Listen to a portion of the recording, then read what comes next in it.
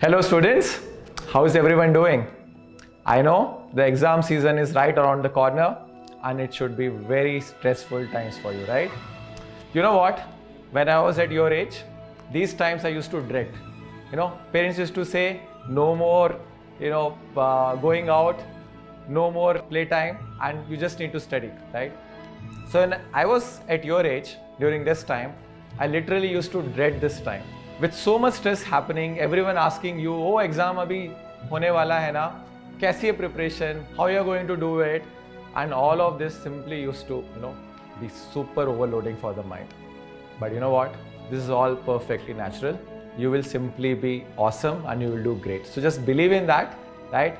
And just be yourself. Most importantly, remember, none of these exams, none, not even the ones which probably you will write in the month of March, like for example a board examinations, to probably as simple as probably your pre-boards or terminals, none of these exams have the ability to actually tag you a success or failure. What is most important during these times is to believe in the hard work you have done over the last 1 year and just believe that you have it all in you and you will do great. So sari tensions chodo, just be yourself and you will do great.